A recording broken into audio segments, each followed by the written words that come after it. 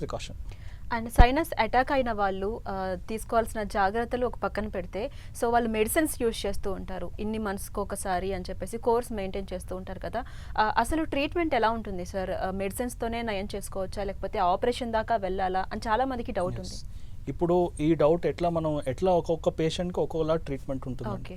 For example ఇప్పుడు మనం ఒక పేషెంట్ వచ్చారు, నాకు జస్ట్ 2 times అటాక్ అవుతుంది సార్, దానికి మించి కాదు అనే వాళ్ళకి మనం మెడిసిన్స్ తోటి దాన్ని తగ్గించేది చేయవచ్చు.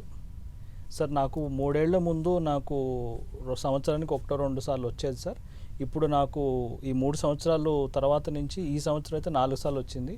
నాకు లాస్ట్ టైము ఒక్కొక్క అటాక్ 3-4 days ఉంటే ఈసారి అటాక్ ఒక్కొక్క అటాక్ 10 days ఉంటుంది. సో ఇలాంటి వాళ్ళకి మనం సర్జరీ సజెస్ట్ చేసే ఒక ఆప్షన్ ఉంటుంది. అంటే వాళ్ళకి నంబర్ ఆఫ్ అటాక్స్ పెరిగాయి అంటే ఎక్కువ సార్లు అవుతుంది, అండ్ ఒక్కొక్క అటాక్ అయినప్పుడు ఎక్కువ రోజులు ఉంటుంది గతంతో పోల్చుకుంటే. ఇట్లాంటి వాళ్ళకి మనం సిటీ స్కాన్ చేసుకొని సివియారిటీ ఎంత ఉందో అసెస్ చేసుకొని సర్జరీ సజెస్ట్ చేయడం జరుగుతుంది. అండ్ సర్జరీ అనేది ప్రాసెస్ ఎలా ఉంటుంది? సర్జరీ అనగానే భయపడుతూ ఉంటారు, కాస్ట్ ఎక్కువ ఉంటుంది అంటారు. సర్జరీ చేసే టైంలో కావచ్చు, చేసిన తర్వాత కావచ్చు, తీసుకోవాల్సిన జాగ్రత్తలు. సర్జరీ అనేది మన దగ్గర అయితే చాలా రొటీన్గా అయ్యే సర్జరీ, అంటే ఎండోస్కోపిక్గా అవుతుంది.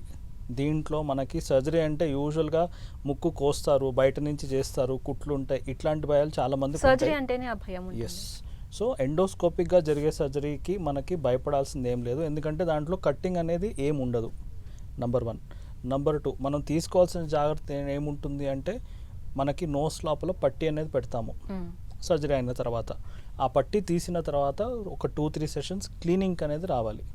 సో ఈ జాగ్రత్తలు తీసుకుంటే మన సైనస్ సర్జరీ మనం వాడుతున్న టెక్నాలజీలో మనం చేసుకుంటున్న ఈ కేర్ వల్ల మనకి ప్రాబ్లం నుంచి బయటపడే అవకాశం ఎక్కువ అయిపోతుంది.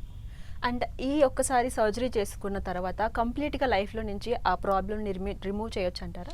ఎస్, మనం కొన్ని పద్ధతిలో కొన్ని టెక్నిక్లో అది డెఫినెట్గా చేసే ఒక ఆపర్చునిటీ ఉంది.